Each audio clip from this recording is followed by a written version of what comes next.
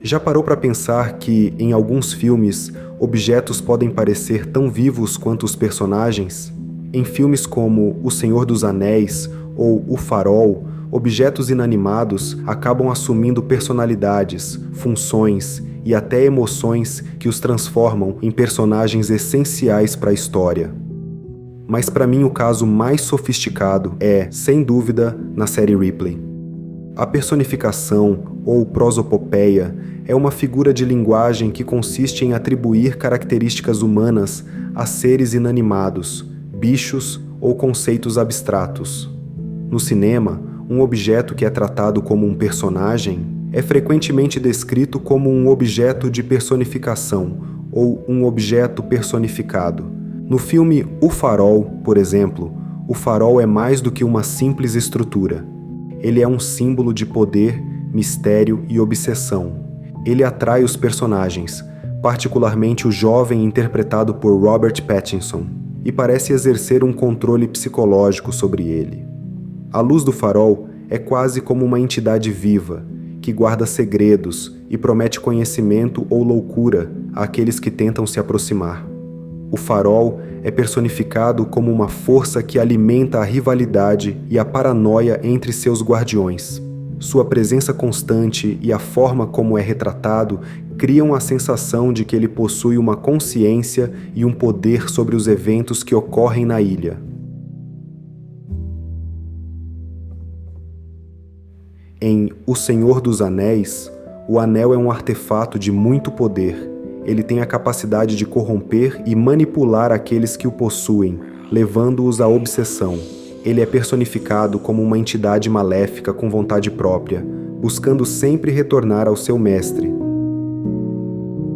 No filme Ruído Branco, a nuvem maligna, conhecida como evento aéreo tóxico, é um elemento central no filme. Ela representa uma ameaça invisível e constante, provocando medo e incerteza. A nuvem é personificada como um catalisador de paranoia e mudanças na vida dos personagens. Ela exerce uma presença quase consciente ao impactar diretamente a saúde física e mental das pessoas, forçando-as a confrontar suas vulnerabilidades e medos mais profundos. Wilson em Náufrago é uma bola de vôlei que se torna a companhia inanimada do protagonista, enquanto ele está isolado em uma ilha deserta. Wilson é personificado como o confidente e o símbolo da sanidade do personagem. Ele exerce uma presença emocional, proporcionando conforto e um senso de propósito, essencial para a sobrevivência mental e emocional do náufrago durante seu isolamento. E num dos meus filmes favoritos, Bagdá Café, a garrafa de café é um objeto trivial na cafeteria deserta, onde a história se desenrola, sendo personificada como o coração daquele lugar. Ela parece simbolizar a comunhão e, em determinado momento, apresenta certa consciência quando treme sozinha, como se quisesse uma comunicação. O mesmo acontece com o quadro do falecido Sr. Manson, em Matadores de Velhinhas.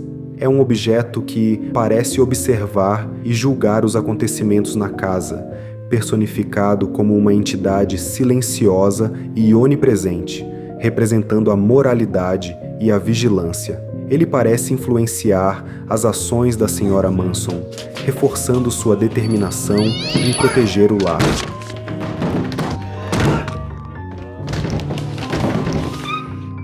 E falando em lar, não podemos esquecer do filme Mãe, onde a casa é mais do que um cenário. É um organismo vivo que reage às ações dos personagens.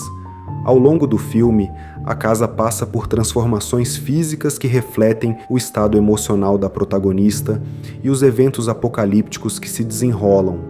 Ela tem uma consciência implícita, quase maternal e destrutiva, e parece sofrer e se deteriorar junto com a protagonista, absorvendo o caos e a violência infligida nela. Poderia citar vários outros exemplos, como o trem em The General, a raiz de Tanis em O Bebê de Rosemary, a máscara no filme O Máscara, o planeta intruso em Melancolia, a especiaria em Duna Então reparem que me refiro a personificações implícitas, não a animismos literais como os brinquedos de Toy Story, a Casa Monstro ou a máquina de escrever em Mistérios e Paixões. Depois de assistir o clássico incomparável O Sol sob Testemunha e mais tarde o talentoso Ripley, resolvi dar uma chance à série Ripley da Netflix. E para mim, o mais interessante sobre a série é como ela usa o som para dar vida a esses objetos de forma quase invisível. É uma lembrança de que no cinema, nem tudo o que comunica está em primeiro plano.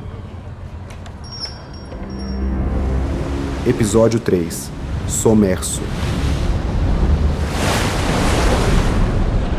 Enquanto Tom observa o mar, incerto como suas próprias atitudes, o ronco do barco funciona não apenas como uma elipse temporal, mas também como uma antecipação do que está por vir.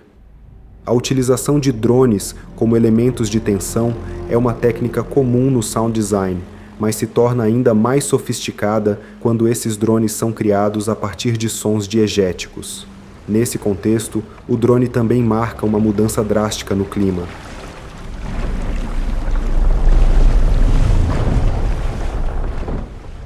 O barco está parando e a música cessa junto com ele. Um plano detalhe do barco, acompanhado de um gemido grave, indica que ali também há consciência, quase com uma linguagem própria e transcendental. Note que o som grave do barco não está presente o tempo todo, o que sugere que não se trata de um simples rangido ocasional, mas de uma comunicação. A composição sonora inclui o rangido da madeira, o som da água batendo na parte externa do barco, espirros d'água no interior, o barulho ocasional da água nos galões de combustível e elementos vocais, como os gemidos graves que conferem vida ao barco.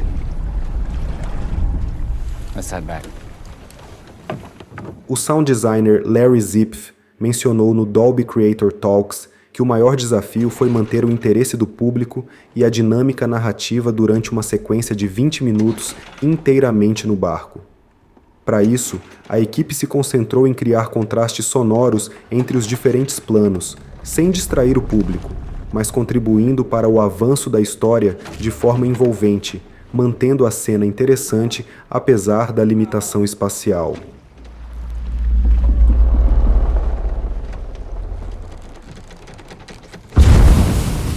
O barco, agora cenário de uma tragédia, está com o motor ligado após longos minutos de contemplação em que Tom planeja a desova do corpo. É então que o primeiro acontecimento fantástico se desenrola. Por um golpe do destino ou pela resposta sobrenatural de um barco inteligente, Tom é arremessado ao mar, esbarrando na alavanca que acelera o motor. A âncora lançada por Tom momentos antes agora faz o barco navegar em círculos, atropelando o assassino sempre que retorna ao ponto de partida.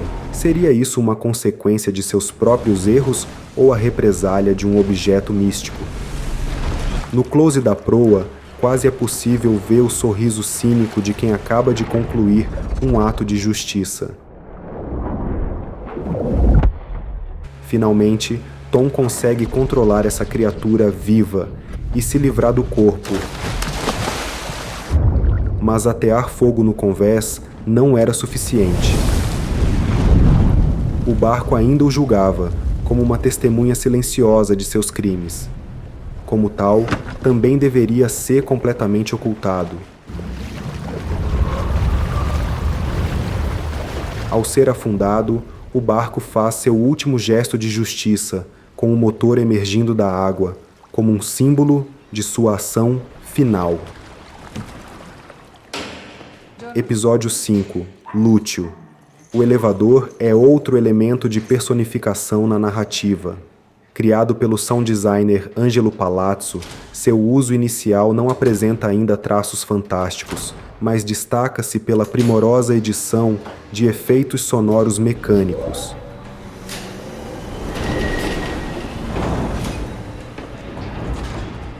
Apenas em 17 minutos e 40 segundos surgem seus primeiros gemidos.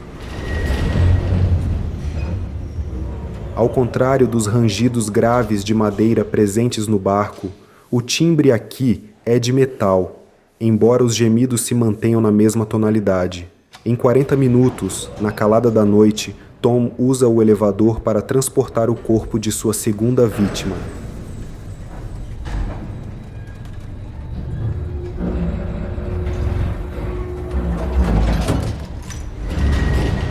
No momento crucial, quando ele acredita ter o controle da situação, o elevador falha.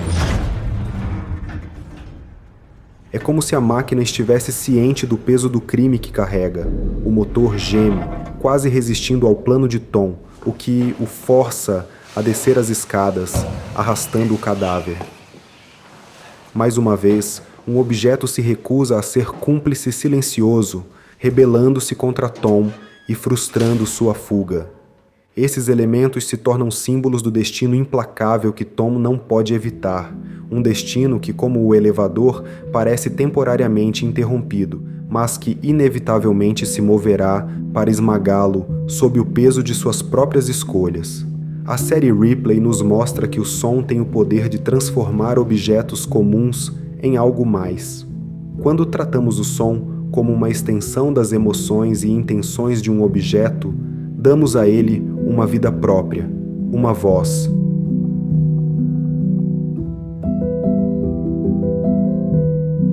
Obrigado por assistir. Meu nome é Pedro Caetano e eu sou Sound Designer.